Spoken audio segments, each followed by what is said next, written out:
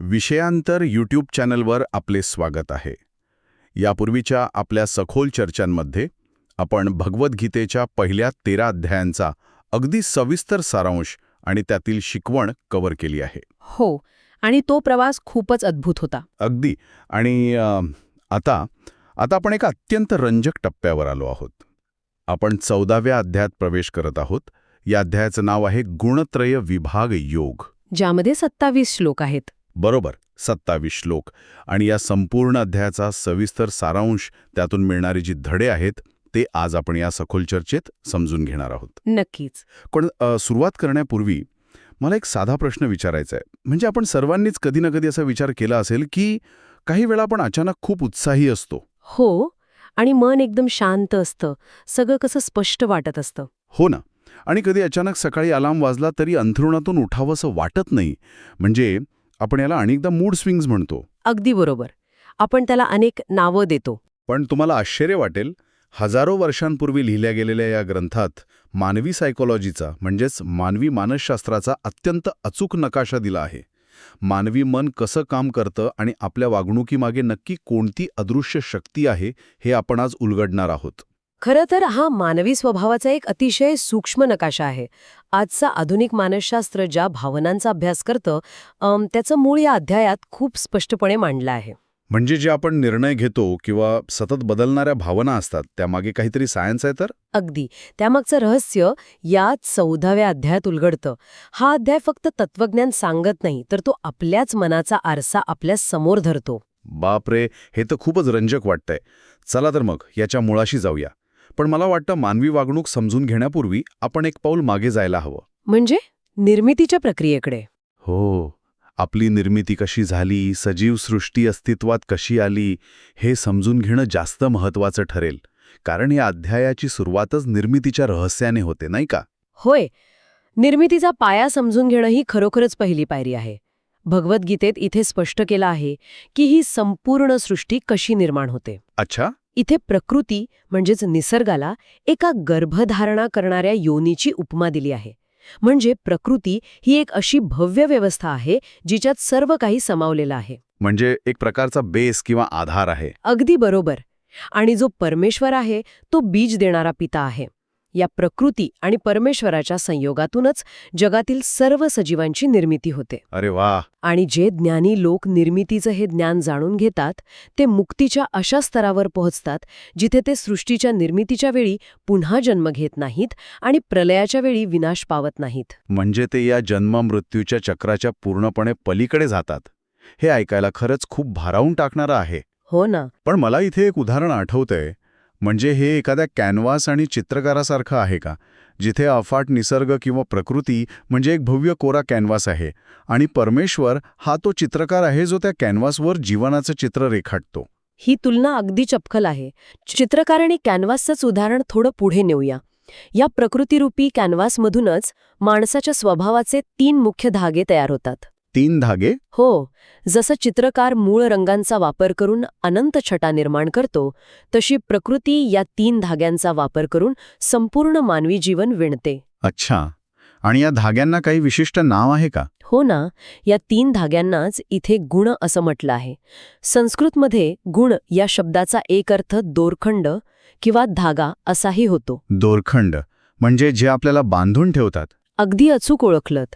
हेच ते 3 गुण आहेत जे संपूर्ण मानवी अस्तित्वाला, विचारांना आणि कृतींना शरीरात बांधून ठेवतात किंवा आकार देतात. हे खरोखरच विलक्षण आहे.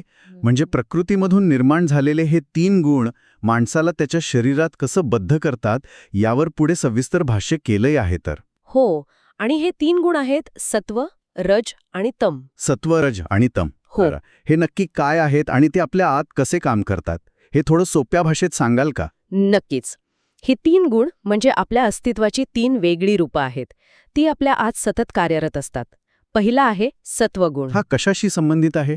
हा गुण अत्यंत निर्मळ, प्रकाशमान आणि निरोगी आहे. जेव्हा सत्वगुण प्रबळ असतो तेव्हा माणसाची बुद्धी खूप कुशाग्र असते, मनात एक प्रकारची शांतता असते. म्हणजे जेव्हा आपल्याला खूप क्लॅरिटी वाटते तो सत्वगुण असतो. हो, तो माणसाला सुख आणि ज्ञानाच्या मार्गावर नेतो. पण इथे एक अत्यंत महत्वाची गोम आहे. कोणती गोम? तो माणसाला सुख आणि ज्ञानाच्या पासक्तीत बांधून ठेवतो. एक मिनिट. हे पचायला थोडं जड जातंय. चांगुलपणा माणसाला कसा काय बांधून ठेवू शकतो? मला वाटलंच होता हा प्रश्न येईल. म्हणजे चांगला माणूस बनणं, ज्ञान मिळवणं, हेच तर मानवी जीवनाचं अंतिम ध्येय असायला हवं ना? जर सत्वगुण चांगला आहे, तर तो बेडी कसा काय असू शकतो? हाच तर या तत्वज्ञानाचा सर्वात मोठा आणि डोळे उघडणारा पैलू आहे. आपण सहसा असं विचार करतो की चांगला माणूस बनलो की काम झालं. हो, अगदी तसंच वाटतं.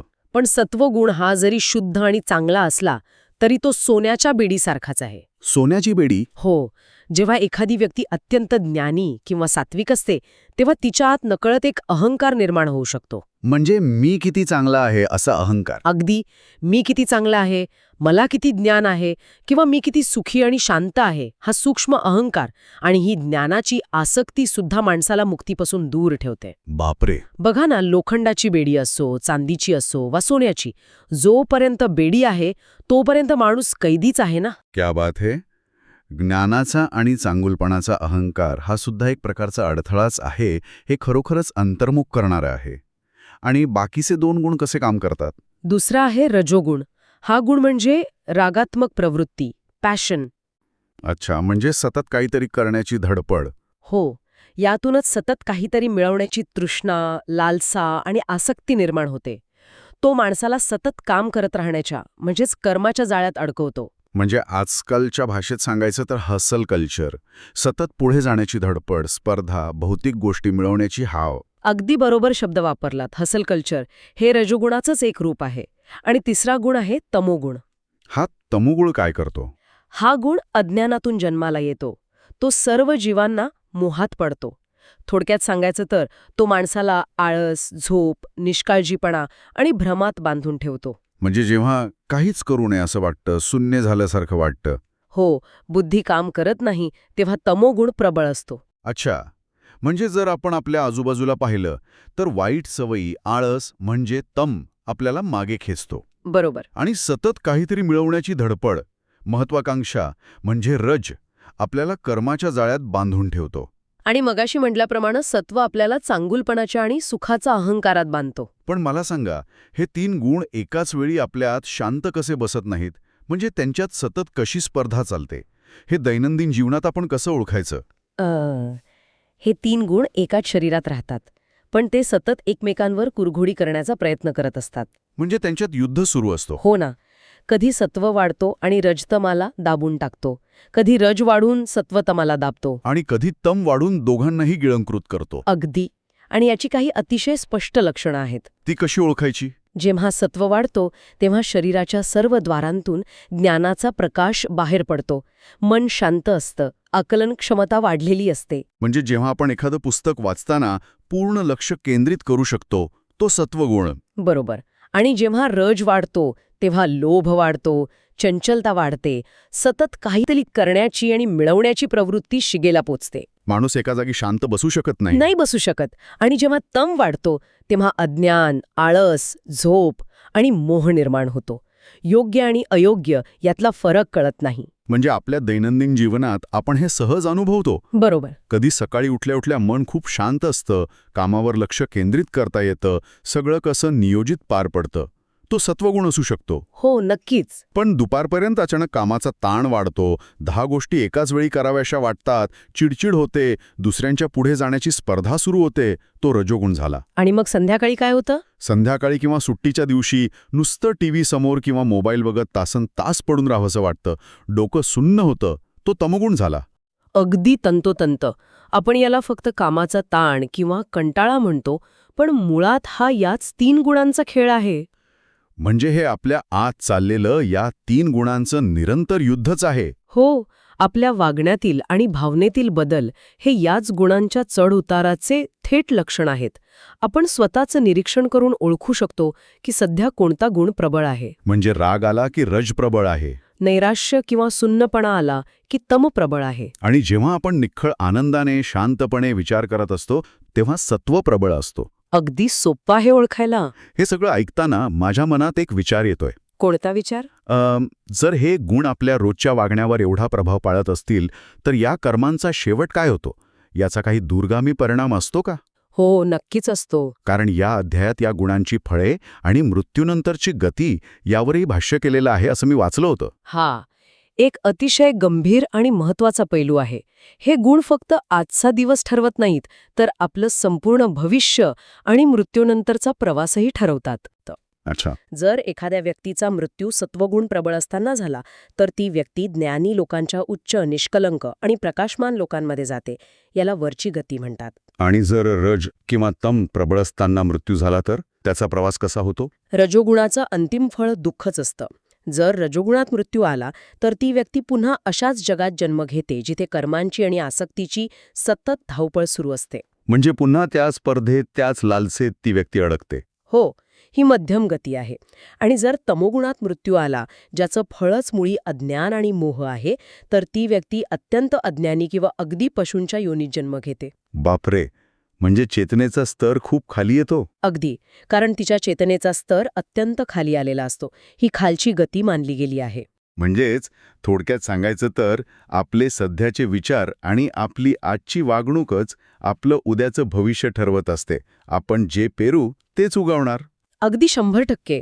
पण हे ऐकताना एखाद्याला अशी भीती वाटू शकते की हा काहीतरी शिक्षेचा प्रकार आहे, म्हणजे देवाने दिलेली शिक्षा. इथेच तर सगळ्यात मोठा गैरसमज दूर करण्याची गरज आहे.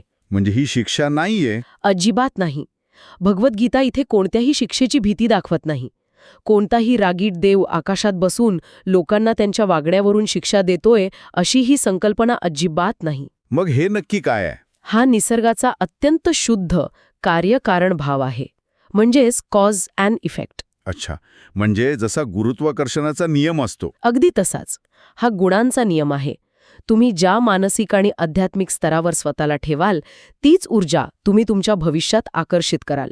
हे अगदी शास्त्रीय आणि तार्किक आहे. हे समजायला जितकं सोपं आहे तितकंच आचरणात आणायला अवघड वाटतंय. हो, ते तर आहेच. कारण जर हे तिन्ही गुण आपल्याला बांधूनच ठेवत असतील आणि सत्वसुद्धा जर अहंकार निर्माण करून बांधत असेल, तर मग यातून सुटण्याचा मार्ग काय? इथे अर्जुनाने नेमका हाच प्रश्न विचारलाय. जो आपल्या सर्वांच्याच मनात येतो. हो, अर्जुनाने विचारले की या 3 गुणांच्या पलीकडे गेलेल्या व्यक्तीची, म्हणजेच गुणातीत व्यक्तीची लक्षणे काय असतात? गुणातीत म्हणजे गुणांच्या पलीकडे गेलेला. मग यावर काय उत्तर मिळालं? मुक्तीचा हा अंतिम मार्ग आहे. आणि हे उत्तर खऱ्या अर्थाने या अध्यायाचा कळस आहे. ज्ञानी माणूस हे जाणतो की जे काही घडत आहे ते सर्व कामे फक्त हे प्रकृतीचे गुण करत आहेत. म्हणजे आपण स्वतः काहीच करत नाही आहोत? नाही. माणसाचा मूळ आत्मा हा फक्त एक साक्षीदार आहे, तो करता नाही. अच्छा, फक्त पाहणारा. हो, जो या गुणातीत अवस्थेला पोहोचतो तो सत्वाचा प्रकाश, रजाची प्रवृत्ती किंवा तमाचा मोह आल्यास त्यांचा द्वेष करत नाही. आणि ते निघून गेल्यावर त्यांची इच्छाही करत नाही. अगदी बरोबर. तो एक तटस्थ प्रेक्षक बनतो. शक्य आहेत. पण कोणती लक्षणं? म्हणजे अशी व्यक्ती सुख आणि दुःखात समान असते. ती मातीचा ढेकूळ, दगड आणि सोने यांना अगदी समान मानते. निंदा असो वा स्तुती, मान असो वा अपमान, सर्वांमध्ये ती व्यक्ती अविचल राहते. हो, हे ऐकायला अवघड वाटतं खरं. इथेच मला एक प्रश्न विचारायचा आहे. दगड आणि सोने समान मानणे हे व्यावहारिक जगात कसं शक्य आहे? याचा अर्थ आपण सोन्याला रस्त्यावर फेकून द्यावे असा होतो का? हा अतिशय रास्त प्रश्न आहे आणि बऱ्याच लोकांचा इथे गोंधळ उडतो. म्हणजे कोणी येऊन आपलं सोनं घेऊन गेलं तरी आपण शांत बसायचं? नाही. दगड आणि सोने समान मानणे याचा अर्थ सोन्याचे भौतिक मूल्य नाकारणे असा अजिबात नाही. मग याचा खरा अर्थ काय? सोन्याने वस्तू विकत घेता येतात आणि दगडाने नाही. हे त्या गुणातीत व्यक्तीलाही पूर्णपणे माहीत असतं. ती व्यक्ती काही वेडी झालेली नसते. बरं. हंग दुःख होतं. ती शांती ढळू न देणे म्हणजे समत्व राखणे होय. अच्छा, म्हणजे वस्तूचे मूल्य जाणणे, पण त्या वस्तूचा स्वतःच्या मनावर पगडा निर्माण होऊ न देणे. बरोबर. सोन्याने माणसाच्या मनावर राज्य करू नये. वस्तूंचा वापर करा, पण त्यांच्या अधीन होऊ नका. आणि मानापमानाच्या बाबतीतही हेच लागू होतं का? अगदी तेच आहे. कोणी स्तुती केली म्हणून हुरळून जायचं नाही आणि कोणी निंदा केली म्हणून खचून जायचं नाही. कारण ती निंदा किंवा स्तुती ही केवळ समोरच्या व्यक्तीच्या गुणांचा खेळ आहे हे त्या माणसाला समजलेलं असतं. अगदी अचूक. हे खरंच खूप खोल आहे. वस्तूंचे आणि इतरांच्या मतांचे गुलाम न होणे. पण मग ही गुणातीत अवस्था किंवा हे समत्व मिळवायचं कसं? यासाठी नक्की कोणती साधना किंवा मार्ग सांगितला आहे? याचं अत्यंत स्पष्ट उत्तर इथे दिलं आहे. ही अत्यंत उच्च अवस्था मिळवण्यासाठी अनन्य भावाने भगवंताची भक्ती करणे आवश्यक आहे. भक्ती म्हणजे फक्त पूजार्चा करणे? नाही, भक्ती म्हणजे केवळ कर्मकांडे नव्हे. भक्ती म्हणजे स्वतःचा अहंकार त्या सर्वोच्च सत्तेच्या चरणी पूर्णपणे समर्पित करणे. म्हणजे स्वतःचं मीपणा सोडून देणे. हो, जेव्हा माणूस स्वतःला त्या परम सत्तेच्या पूर्णपणे स्वाधीन करतो, तेव्हा तो या 3 गुणांच्या पलीकडे जाण्यास सक्षम होतो आणि तो ब्रह्मपदाला, त्या अंतिम सत्याला पोहोचतो. म्हणजे तिथे खरी मुक्ती आहे. कारण शेवटी ती परम सत्ता हेच अमरत्वाचे, शाश्वत धर्माचे आणि परमानंदाचे मूळ आश्रयस्थान आहे. तिथे पोहोचल्यावरच खरी शांती मिळते. बापरे, हे सगळं ऐकल्यानंतर मनाला एक वेगळीच दिशा आणि स्पष्टता मिळते. आपण बऱ्याचदा आपल्याच भावनांच्या जाळ्यात अडकतो, स्वतःला दोष देतो किंवा परिस्थितीला दोष देतो. हो, आणि आपण विसरतो की हे सगळं निसर्गाचं चक्र आहे. अगदी.